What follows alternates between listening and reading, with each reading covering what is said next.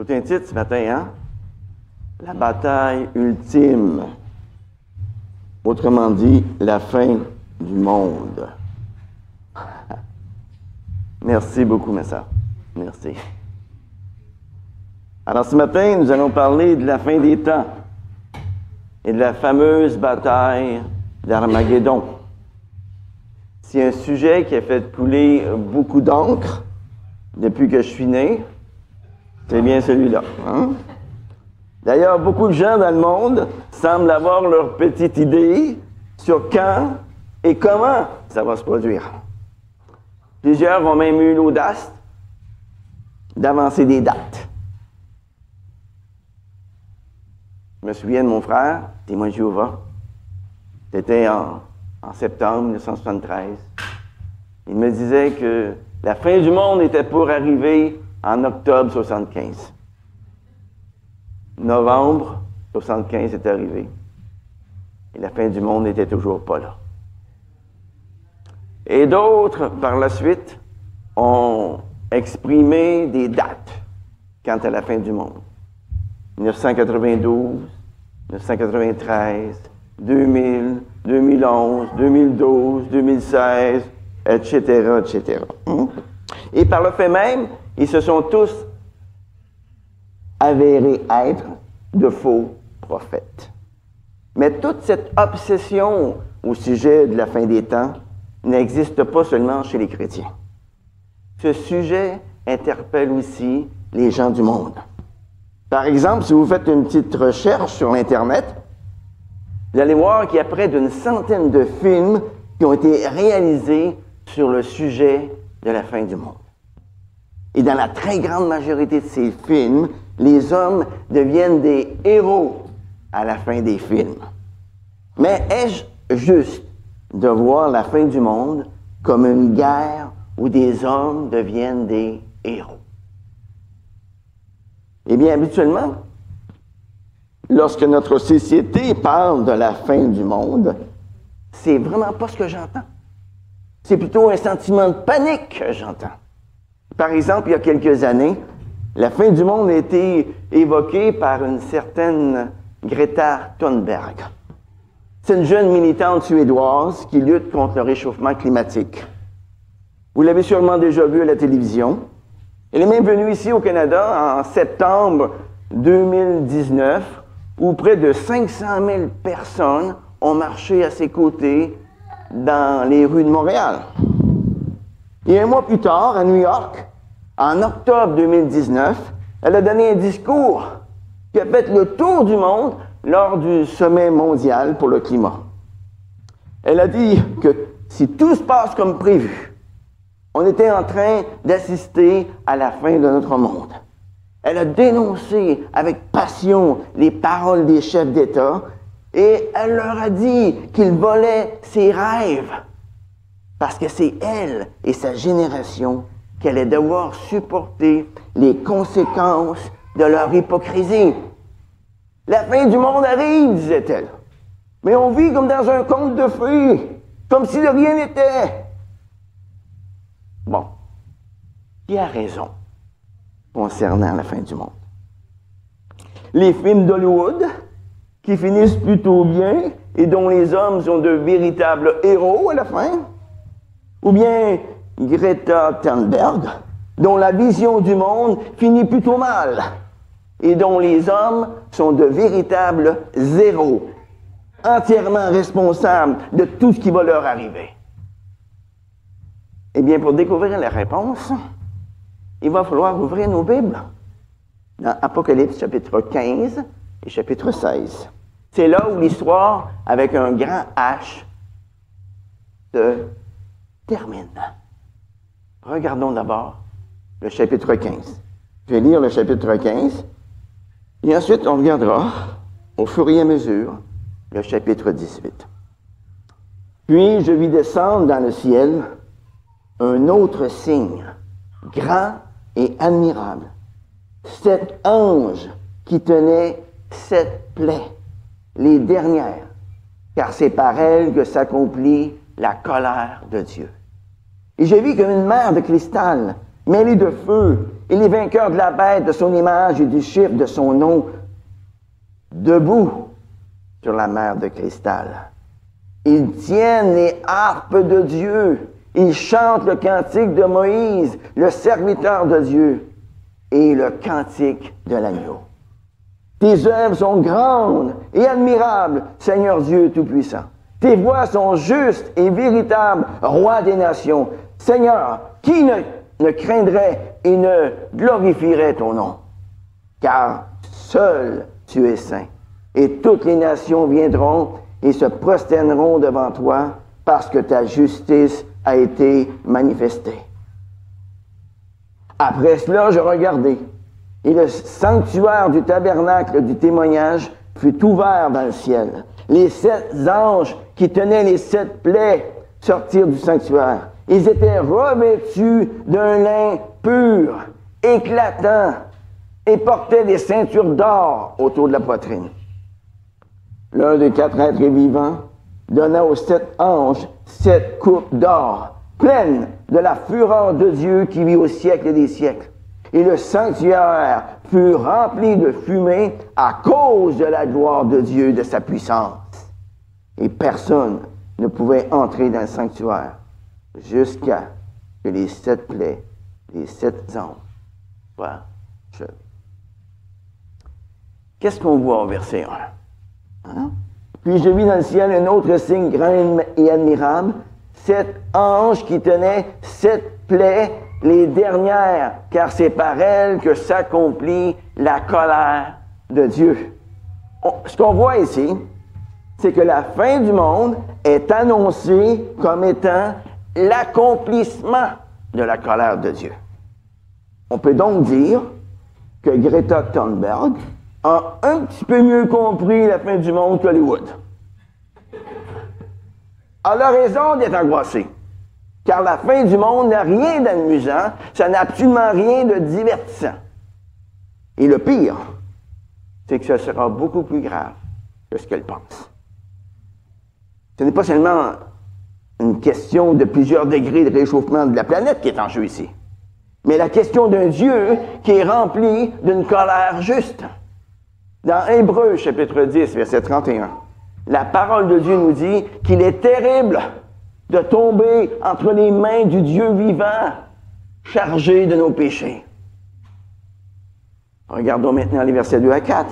Et je vis comme une mer de cristal, mêlée de feu, et les vainqueurs de la bête, de son image et du chiffre de son nom, debout sur la mer de cristal. Ils tiennent les harpes de Dieu. Ils chantent le cantique de Moïse, le serviteur de Dieu, le cantique de l'agneau. Tes œuvres sont grandes et admirables, Seigneur Dieu Tout-Puissant. Tes voies sont justes et véritables, Roi des nations. Seigneur, qui ne craindrait et ne glorifierait ton nom? Car seul tu es saint, et toutes les nations viendront et se prosterneront devant toi, parce que ta justice a été manifestée. Qu'est-ce qu'on voit ici? On voit une mer de cristal mêlée de feu. C'est cette même mer qui, au chapitre 4, se trouvait tout juste devant le trône de Dieu. Et ce qu'on remarque, c'est qu'il y a des gens debout qui se trouvent là. Mais qui sont-ils, ceux-là? Hein? Le début du verset 2 nous le dit, ce sont ceux qui ont vaincu la bête.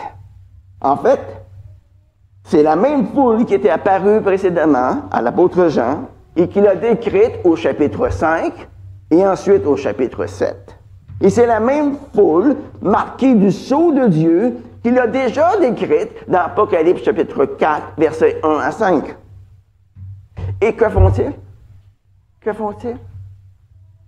Eh bien, la fin du verset 2 et le verset 3 nous disent, face aux anges qui tiennent les 7 plaies dévastatrices qui vont accomplir la colère de Dieu. Ils tiennent les harpes de Dieu. Ils chantent le cantique de Moïse, le serviteur de Dieu, et le cantique de l'agneau. C'est ça qu'ils font. De la même manière que le peuple de Dieu, à l'époque de Moïse, avait chanté la colère de Dieu, il les avait délivrés de l'esclavage en Égypte, on s'en souviendra. Eh bien, ici, qu'est-ce qu'on voit? Le peuple de Dieu, qui se retrouve ici devant son trône, chante à leur tour la colère de Dieu qui les a délivrés de leurs ennemis. C'est un cantique de délivrance qu'on voit ici. C'est un cantique de victoire qu'on voit ici. Ils chantent quoi? Ils chantent tes œuvres sont grandes et admirables. Seigneur Dieu Tout-Puissant, tes voies sont justes et véritables, Roi des nations. Seigneur, qui ne glorifierait, qui ne craindrait ton nom? Car tu es saint, toutes les nations viendront se prosterner devant toi, parce que ta justice a été manifestée. C'est ça qu'ils chantent. Ils chantent la gloire de Dieu. Vous vous souvenez au chapitre 6, verset 10? On avait entendu le cri de ces mêmes rachetés qui avaient été mis à mort à cause du témoignage rendu à Jésus. Vous savez, ils ne chantaient pas à ce moment-là. Ils criaient. Ils criaient quoi? Jusqu'à quand, Maître saint et véritable, tardes-tu à faire justice et à venger notre sang sur les habitants de la terre? Jusqu'à quand? Eh bien, jusqu'au moment, jusqu'au jour où les coupes de la colère de Dieu seront déversées. C'est à ce moment-là que Dieu punira tous ceux qui ont fait souffrir son peuple, tous ceux qui se sont révoltés contre lui. Regardons maintenant les versets 5 à 7. Après cela, je regardai, et le sanctuaire du tabernacle du témoignage fut ouvert dans le ciel.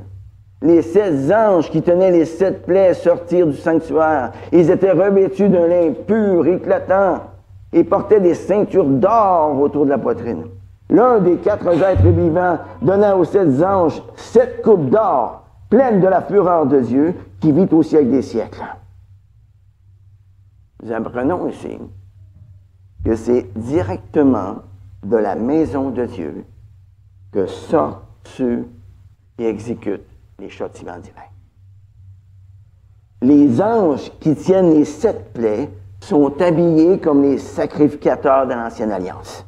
Ils sont revêtus avec des robes de lin pur et des ceintures d'or sur la poitrine. Ces anges n'agissent pas de leur propre chef, mais c'est bel et bien au nom du Seigneur qu'ils agissent. Et tout ce qu'ils font manifeste la sainteté, la justice et la grandeur du roi de l'univers. Comme vous le voyez, rien dans ce monde n'est le fruit du hasard. Rien. C'est le Seigneur qui choisit le nombre et c'est le Seigneur qui choisit la nature des châtiments dont il frappe le monde. Regardez maintenant le verset 8. Et le sanctuaire fut rempli de fumée à cause de la gloire de Dieu et de sa puissance. Et personne ne pouvait entrer dans le sanctuaire jusqu'à ce que les 7 plaies des 7 anges soient achevées. On se rappellera dans l'Ancienne Alliance, la fumée qui s'élevait en permanence au-dessus de l'autel signalait que Dieu était présent au milieu de son peuple. Et de la même manière, en Ésaïe chapitre 6, verset 4, c'est aussi dans un temple rempli de fumée que le prophète Ésaïe a pu contempler Dieu lorsqu'il l'a appelé à son service. Et comme le dit le verset 8, cette fumée qui remplit le temple atteste non seulement la présence de Dieu, mais aussi sa gloire, il atteste sa puissance. Dieu est non seulement loué et béni pour sa miséricorde et pour sa grâce, mais il l'est aussi pour ses jugements, qui vont mettre fin, une fois pour toutes, au mal qui sévit dans ce monde. La fin du verset 8 nous dit que le sanctuaire ne sera accessible aux hommes que lorsque les 7 plaies auront été déversées sur la terre et que la fin sera venue. Mais entre-temps, ce qui est important pour nous de savoir, c'est qu'une demeure glorieuse nous attend dans le ciel. Oui, nous aurons notre place dans le temple de Dieu. Et en son temps, Il va nous élever. Il va nous couronner de sa gloire.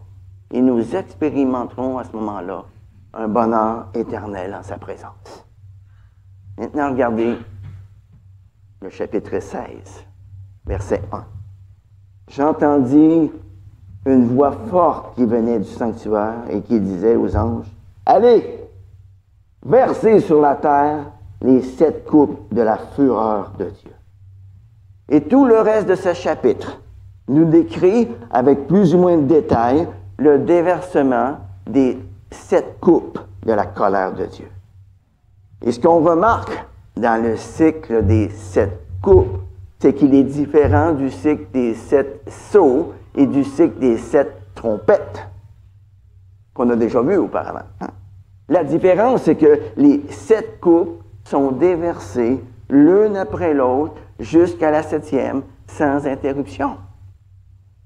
Il n'y a pas d'interruption, vous allez la remarquer, entre la 6e et la 7e coupe, comme il y en avait eu lors du cycle des 7 sceaux et des 7 trompettes. C'est vraiment la fin du monde qui nous est décrit ici. Il n'y a plus de délai. Il n'y a plus de délai. C'est terminé. Comme disait si bien l'expression, c'est la fin des haricots. Terminé. Au verset 2, nous voyons la première des 7 coupes. Alors, regardons le verset 2. Le premier partit et versa sa coupe sur la terre. Un ulcère malin et douloureux atteignit les hommes qui avaient la marque de la bête et qui se prosternaient devant son image. La première coupe reprend la 6e plaie qui s'était abattue sur les habitants du pays d'Égypte.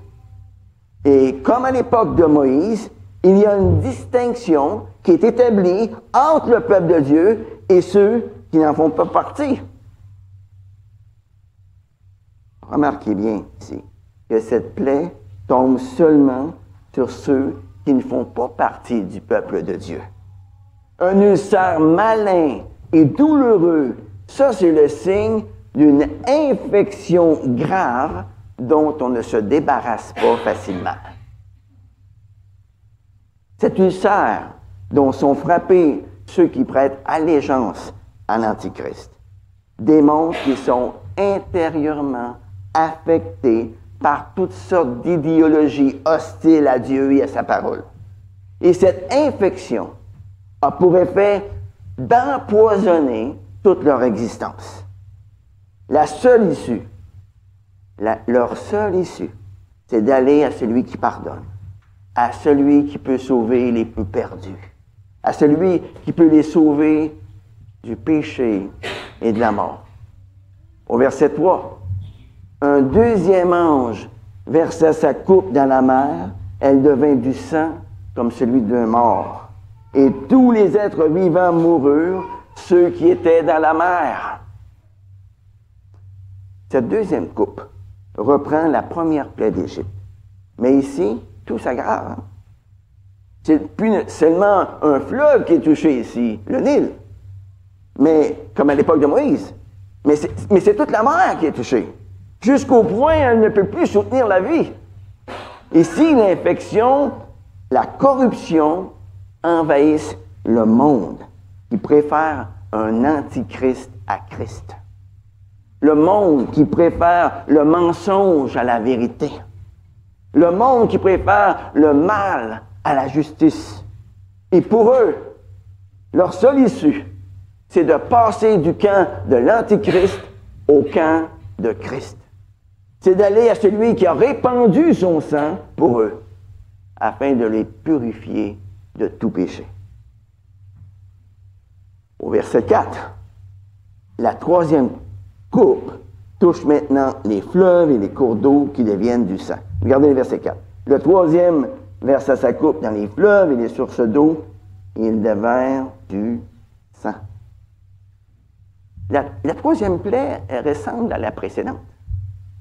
L'ange frappe l'eau, non plus l'eau de la mer, mais l'eau douce, les cours d'eau, les sources, les rivières, les fleuves.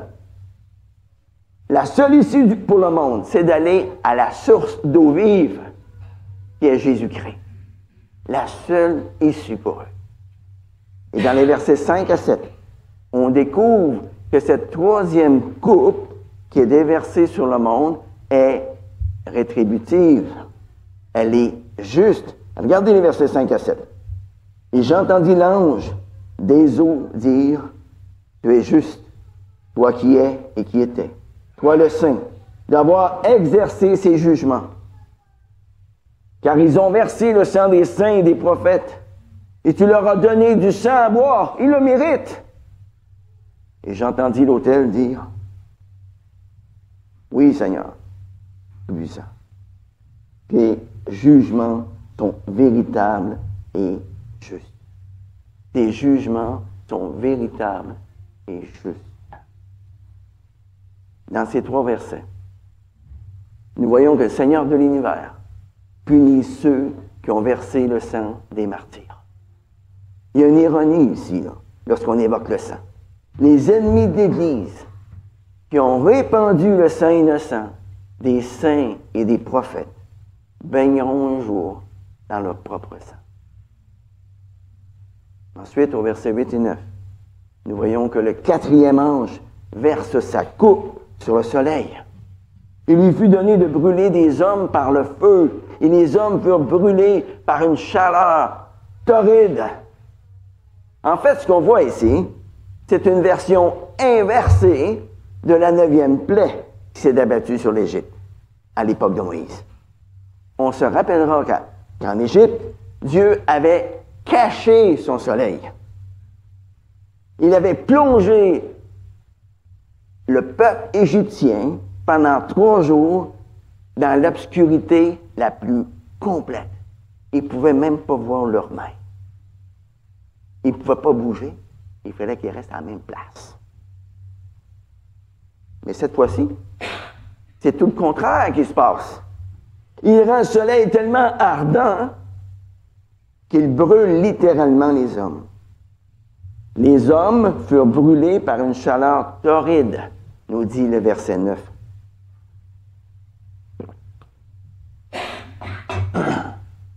C'est difficile de dire ce que représente le symbolisme de cette plaie.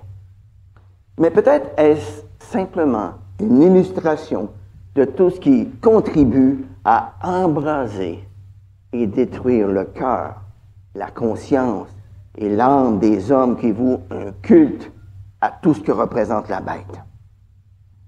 Et en contraste avec cette plaie dont sont affligés les adorateurs de la bête, eh bien, on voit dans le psaume chapitre 1, verset 3, et dans Jérémie 17, verset 8, que l'homme qui se confie en l'Éternel est comme un arbre planté près d'un courant d'eau et qu'il est en mesure de résister à la chaleur du soleil.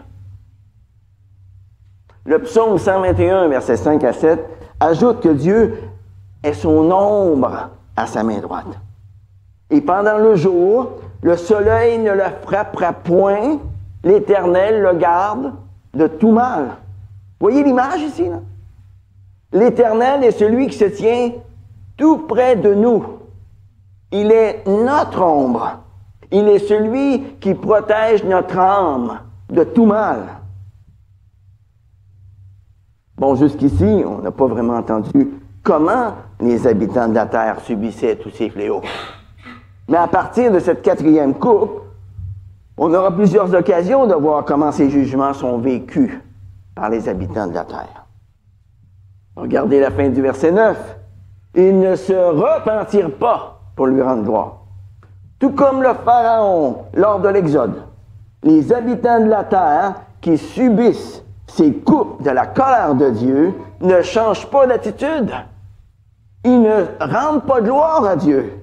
Au lieu de cela, ils blasphèment le nom de Dieu. Au lieu de saisir la grâce que Dieu leur offre au milieu du jugement, ils continuent et continuent et continuent d'endurcir leur cœur. N'est-ce pas surprenant d'avoir une attitude aussi illogique? Vous savez, si quelque chose qui nous dépasse totalement nous arrive, et si nous savons que c'est Dieu qui en est l'auteur, n'est-ce pas logique d'aller vers lui et de lui demander pourquoi ça nous arrive? N'est-ce pas logique de lui demander, Seigneur, sauve-moi, Seigneur, pardonne-moi? Craindre Dieu, c'est chercher la paix avec lui. Et en bout de ligne, quel est l'avantage de blasphémer Dieu? Zéro. Il n'y en a pas. Est-ce que ça va leur enlever la souffrance qu'ils sont en train de subir? Non. C'est tellement insensé. Mais c'est pourtant ce qui arrive. Face à la colère divine qui révèle l'existence et la gloire de Dieu, au lieu de plier les genoux devant lui, ils continuent à le blasphémer. Ils font tout ce qu'ils peuvent pour rejeter Dieu et sa vérité, et cela même aux dépens de leur propre bien-être. Nous avons vu les 4 premières coupes de la colère de Dieu. Mais malheureusement, il en reste 3 autres avant la fin. Ces 3 coupes sont aussi celles qui visent une fois de plus la bête et tous ceux qui font partie de son royaume. Au début du verset 10, la 5e coupe est versée. Le 5e versa sa coupe sur le trône de la bête. Son royaume fut obscurci. Qu'est-ce qu'on voit ici? On voit que le trône de la bête est obscurci. Il est plongé dans les ténèbres. Un royaume plongé dans les ténèbres, c'est un royaume démoniaque, c'est un royaume chaotique où règne la souffrance et la mort. À la fin du verset 10, nous voyons que les adeptes de l'Antichrist souffrent à tel point qu'ils se mordent la langue de douleur. Leur seule issue est d'aller à celui qui est la lumière du monde. Car celui qui suit Jésus ne marchera pas dans les ténèbres, mais il aura la lumière de la vie. Et au verset 11, on voit que ceux qui adorent la bête sont frappés d'ulcères. Et que font-ils en réponse à tout cela? Eh bien, regardons le verset 11. Tout comme ils l'avaient fait auparavant au verset 9, ils blasphémèrent le Dieu du ciel à cause de leur douleur, de leurs ulcères. Mais ils ne se repentirent pas de leurs œuvres. Ceux qui rendent leur culte au Dieu de ce monde refusent à nouveau de se repentir. Ils s'enfoncent dans le péché. Ils ferment de plus en plus leur cœur au Seigneur et à sa parole. Regardons maintenant le verset 12. Le 6e versa sa coupe sur le grand fleuve, l'Euphrate. Et l'eau en tarit pour préparer la voie aux rois qui viennent de l'Orient. Wow! La 6e coupe nous fait penser à la traversée de la mer Rouge par les Israélites sur la mer sèche, pendant l'Exode. Mais remarquez bien ici qu'en asséchant le grand fleuve, Dieu permet à ses ennemis de se rassembler plus facilement. Mais pourquoi? Dans quel but? Pour qu'ils viennent lui faire la guerre sans avoir aucun obstacle devant eux. Regardez maintenant le verset 13, 14 et 16. Nous allons sauter pour le moment le verset 15. 13 et 14. Je vis sortir de la gueule du dragon, de la gueule de la bête et de la bouche du faux prophète 3 esprits impurs, semblables à des grenouilles. Ce sont des esprits de démons qui opèrent des signes et qui s'en vont vers les rois de toute la terre afin de les rassembler pour le combat du grand jour de Dieu le Tout-Puissant. Et verset 16. Ils les rassemblèrent dans le lieu appelé en hébreu Armageddon. Au verset 13. 3 esprits impurs jaillissent de la gueule du dragon, de la gueule de la bête et de la bouche du faux prophète. Et tout comme au chapitre 13, l'anti-trinité se regroupe et se prépare pour le combat ultime. La fin du verset 13 nous dit que leurs voix sont semblables à celles des grenouilles.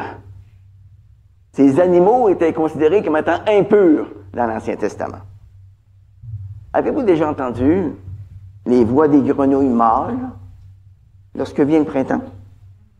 Qu'est-ce qu'ils font? Ben, c'est ça, exactement. Ils coassent pour attirer les femelles et les féconder.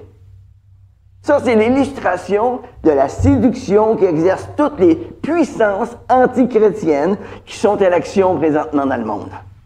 Par la séduction, par toutes sortes de prodiges, Satan, l'Antichrist et le faux prophète invitent tous les rois de la terre à se réunir pour une dernière grande bataille. Et que fait Dieu dans tout cela? Eh bien, il leur facilite la tâche. Imaginez, il offrait lui-même un chemin en tarissant les eaux du grand fleuve. À ce moment-là, les ennemis de Dieu croient, dur comme fer, que finalement, tout est en train de se tourner en leur faveur et qu'ils seront en mesure de vaincre Dieu et de vaincre l'agneau. Dans leur folie, ils croient fermement qu'ils pourront mettre fin à son royaume et le réduire en miettes. Plongés dans leur propre aveuglement, leur orgueil démesuré, ils se croient forts, ils se croient invincibles. Et après avoir été séduits par les mensonges du dragon, de la bête et du faux prophète, cette 6e coupe prépare tous ceux qui les suivent au jugement final qui est décrit par la 7e coupe. Ce jugement final qui est en fait le point culminant de tous les jugements de ce livre. Regardez maintenant le verset 17. Le 7e versa sa coupe dans l'air. Il sortit du sanctuaire une voix forte qui venait du trône et disait « C'en est fait! » En effet. Et c'est ainsi que le monde se termine. Pouf! Pouf! Comme ça. Ça en est fait. Au moment où tout laisse croire que nous allons assister à une guerre inimaginable, grandiose, héroïque, tout ce à quoi on assiste lors de cette fameuse bataille d'Armageddon, c'est tout simplement un jugement. En effet, à l'instant même où Satan et tous ses acolytes veulent se lancer à l'attaque, ils sont terrassés, foudroyés, avec seulement une parole de la part de Dieu, le jugement arrive. Et qu'est-ce qui se passe à ce moment-là? Eh bien, on le voit dans les versets suivants. Il y eut des éclairs, des voix, des tonnerres, et un grand tremblement de terre, tel qu'il n'y en a pas eu de si grand depuis que les hommes sont sur la terre. La grande ville fut divisée en 3 parties. Les villes des nations tombèrent. Et Dieu se souvint de Babylone la grande pour lui donner la coupe du vin de son ardente colère. Toutes les îles s'enfuirent et les montagnes ne furent pas retrouvées. Une grosse grêle dont les grêlons pesaient environ 1 talent tomba du ciel sur les hommes. Et les hommes blasphémèrent Dieu à cause de la plaie de la grêle, parce que cette plaie était violente à l'extrême. Oui. Lorsque cette dernière coupe sera déversée sur les habitants de la terre, et que Dieu dira « c'en est fait », alors les jugements de Dieu atteindront leur point culminant. Sa colère atteindra son paroxysme. Les éclairs, les voix, les tonnerres, le tremblement de terre, tel qu'il n'y en aura jamais eu de semblable. Toutes les villes des nations qui tombent, toutes les îles qui s'enfuient, toutes les montagnes qui disparaissent, les énormes grêlons de 40 kilos qui tombent sur la terre, sur les hommes. Tout cela évoque la colère terrible de Dieu. La colère finale de Dieu.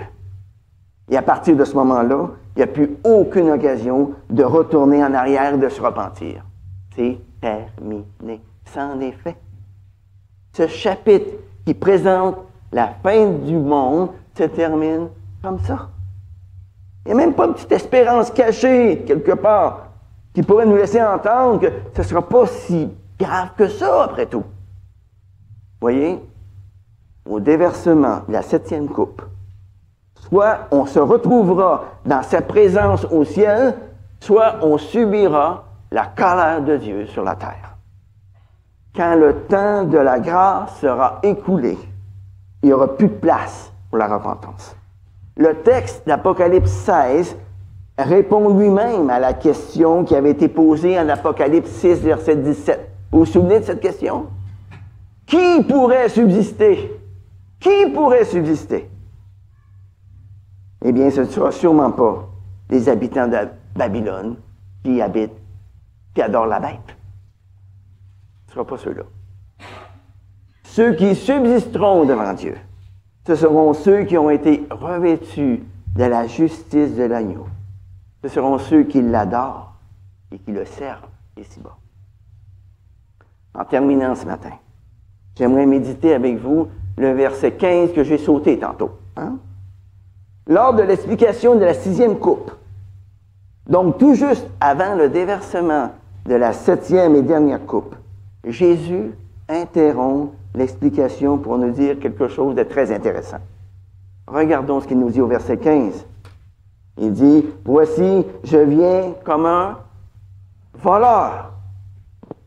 Heureux celui qui veille et garde ses vêtements, afin qu'il ne marche pas nu et qu'on ne voit pas sa honte. » C'est Jésus qui parle ici.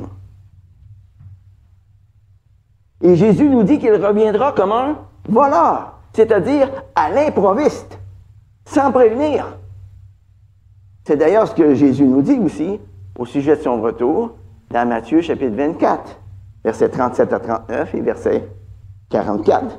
Il dit, « Comme au jour de Noé, ainsi en sera-t-il à l'avènement du Fils de l'homme. Car dans les jours qui précédèrent le déluge, les hommes mangeaient et buvaient, se mariaient et mariaient leurs enfants, jusqu'au jour où Noé entra dans l'arche. Ils ne se doutèrent de rien, jusqu'à ce que le déluge vienne et les emporte tous. Il en sera de même à l'avènement du Fils de l'homme.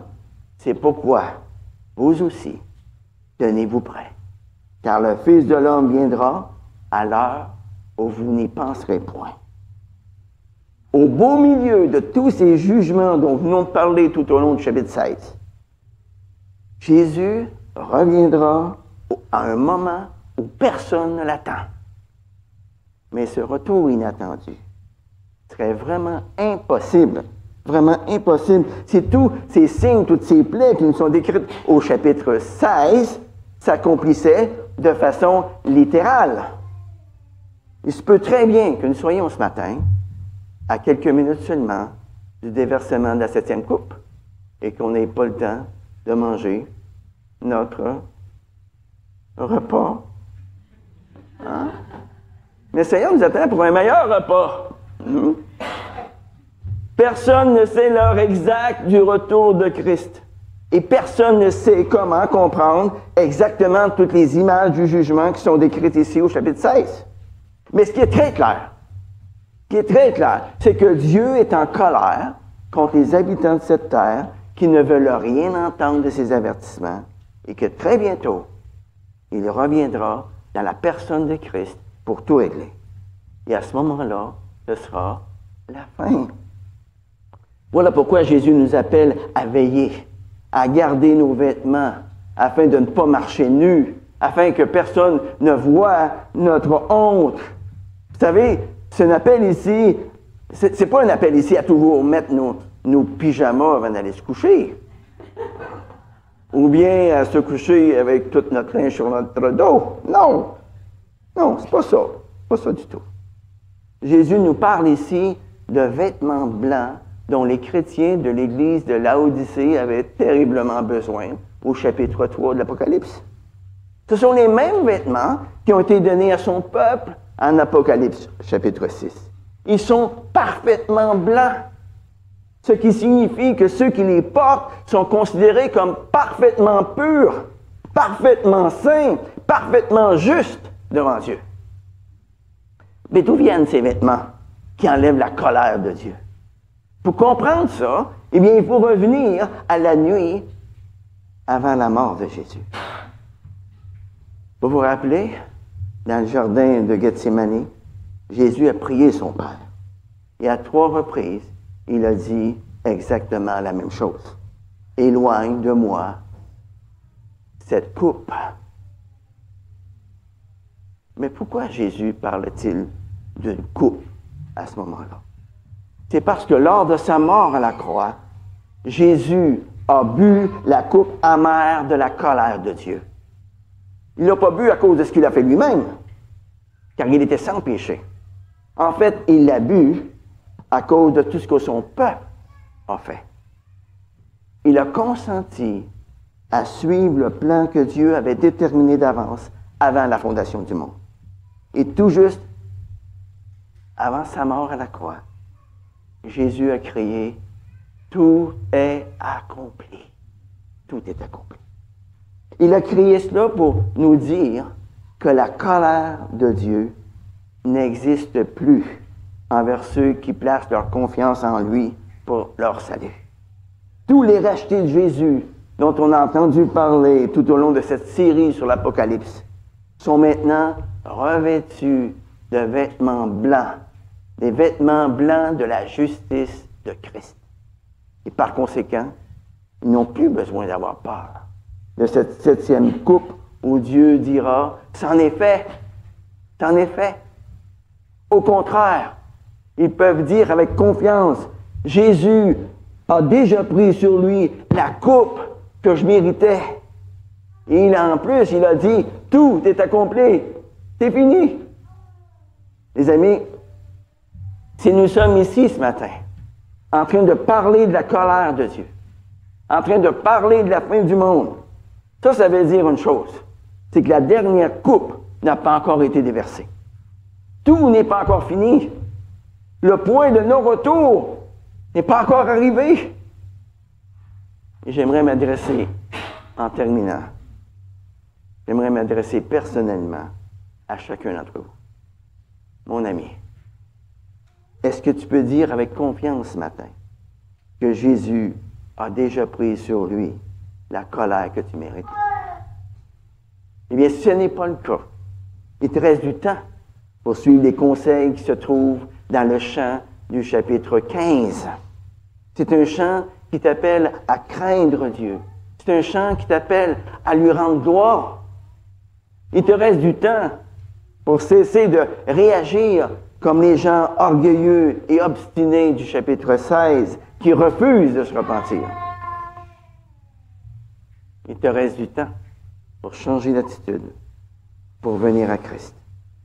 Il te reste du temps pour te dépouiller des vieux vêtements de ta propre justice et pour te revêtir de la robe blanche de la justice de Christ qui, elle seule, est en mesure de te sauver de la colère de Dieu. Il te reste du temps. Mais combien de temps? Eh bien, cela, personne ne le sait. Personne.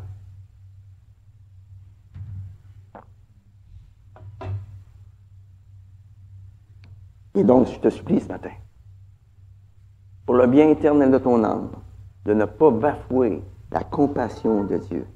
Je te donne encore une chance d'échapper à sa colère. Viens à celui qui pardonne. Viens à celui qui relève. Viens à celui qui console. Viens à celui qui a donné sa vie pour que tu aies la vie.